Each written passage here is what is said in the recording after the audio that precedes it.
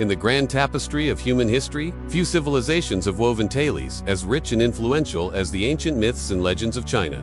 These narratives didn't just entertain, they shaped. They defined a culture, influenced dynasties, and continue to resonate even today. But what if I told you there's more to these stories than meets the eye? Welcome to our channel, where we unlock the deepest secrets of the human experience. And today we're embarking on a journey to uncover the hidden history of Chinese mythology. Let's start with an intriguing question. Have you ever wondered why the Chinese zodiac features a dragon, a creature that doesn't even exist? What led the ancient Chinese to base their astrological system around an imaginary animal? The answer, as with many aspects of Chinese mythology, lies in the annals of history. Dragons weren't just mythical beasts in China, they were symbols of power, wisdom, and good fortune. The ancient Chinese believed that dragons could control the weather, bringing rain to nourish the crops and protect against floods. This was particularly crucial in a society where agriculture was the backbone of the economy and survival depended on the whims of nature. The dragon's association with the emperor was another layer of its symbolism. The emperor wasn't just a ruler, he was seen as a conduit between heaven and earth. He was responsible for ensuring the well-being of his people,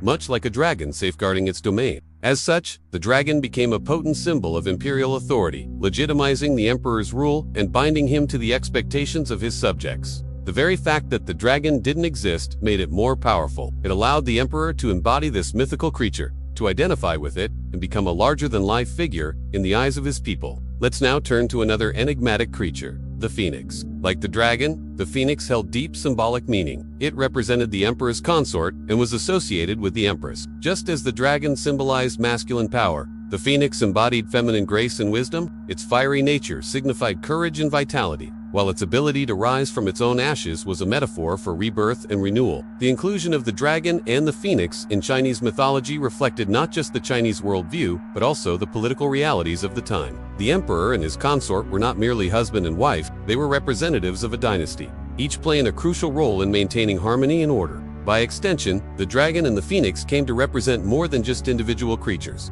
They embodied the ideal couple, the perfect balance of yin and yang, from which all life and prosperity flowed. Now, let's delve deeper into the heartland of Chinese mythology, the age of the Shang dynasty. This era marked a significant shift in Chinese history. The Shang kings ruled from approximately 1600 to 1046 BC and left an indelible mark on Chinese culture. Their penchant for bronze casting resulted in some of the most exquisite artifacts of the ancient world. These bronze vessels weren't just functional items. They were repositories of meaning, imbued with intricate designs and powerful symbols. The Shang kings were deeply invested in understanding and controlling the forces of nature, just as their predecessors had been. However, with the advent of the Shang dynasty, we see a more sophisticated, nuanced approach. The Shang kings weren't just accepting of natural phenomena, they were actively engaging with them, trying to understand their causes and harness their power. This quest for understanding led to the creation of more complex myths and legends. Take the myth of Nüwa, the goddess of creation. In one version, Nüwa is depicted as mending the sky after it's damaged by a great flood. This myth reflects not only the Shang kings' reverence for nature, but also their efforts to make sense of it. The flood could have been inspired by actual climatic shifts or natural disasters, while Nüwa's role as a healer symbolized the Shang kings' desire to restore balance and harmony to the natural order. As we traverse the timeline of Chinese mythology, we come to an era that profoundly shaped not only China's mythological landscape,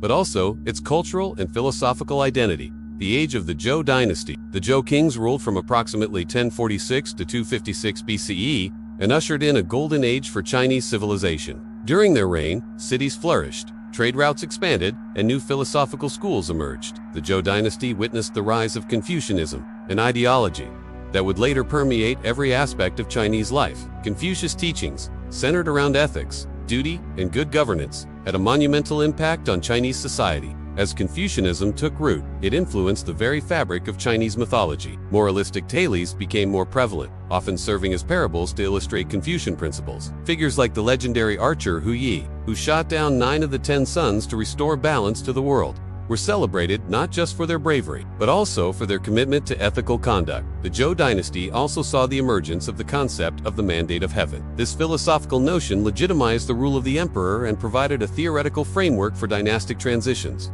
When a ruler was seen as unjust or incapable, the mandate could pass to another, justifying a change in leadership. This concept had profound implications for Chinese mythology, effectively linking the legitimacy of the emperor to his ability to govern with benevolence and wisdom. In the rich tapestry of Chinese mythology, one motif stands out as a beacon of hope and good fortune: This mythical beast, often depicted as a combination of a deer, a dragon, and a fish, was revered for its auspiciousness and benevolent nature. The Qilin was said to emerge only during times of peace and prosperity, signifying the arrival of a new era of harmony and good fortune. Its presence was believed to bring blessings to the people, and its footprints were seen as omens of good things to come. The image of the Qilin found prominence in Chinese art, adorning everything from palace walls to everyday objects. It became a symbol of purity, wisdom, and longevity. In the grand tapestry of Chinese mythology, the Qilin's enduring appeal lay in its ability to transcend the boundaries of reality and enter the realm of faith and symbolism. It wasn't just a mythical creature, it was a representation of ideals, a symbol of aspirations, and a reminder of the cyclical nature of fortune. Its presence in Chinese art and literature reflects a yearning for peace, prosperity, and the promise of a better tomorrow. Throughout history, Chinese mythology has acted as a cultural bridge, connecting the past with the present and carrying the torch of tradition into modernity. Its influence can be seen in various aspects of modern Chinese life, from traditional arts like calligraphy and painting to contemporary forms of storytelling such as cinema, television, and video games. The legacy of Chinese mythology is vast and enduring. It has inspired iconic works of art, literature, and philosophy, shaping the cultural landscape of China like few other influences have. From the philosophical concept of yin and yang to the epic poem, The Journey to the West, Chinese mythology has permeated every facet of Chinese culture. Even in a modern context, its impact remains undeniable. Contemporary artists and storytellers continue to draw inspiration from these ancient tales, breathing new life into classic myths and making them relevant for modern audiences.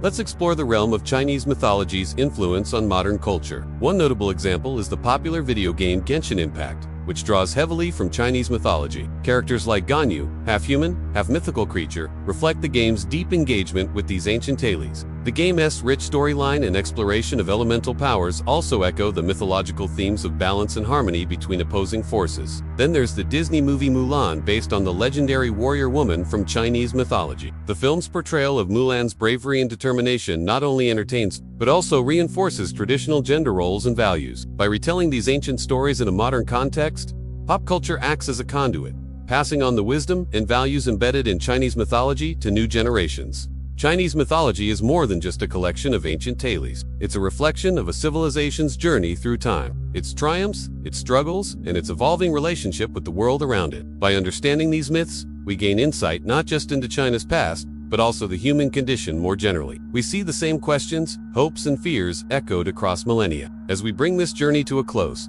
we're left with a sense of the depth and richness of Chinese culture. If you enjoyed this video, don't forget to give it a thumbs up and subscribe to stay tuned for more exciting content. Thank you for joining us on this adventure through the hidden history of Chinese mythology. Until next time, may your journey through life be filled with wonder, curiosity, and a thirst for knowledge.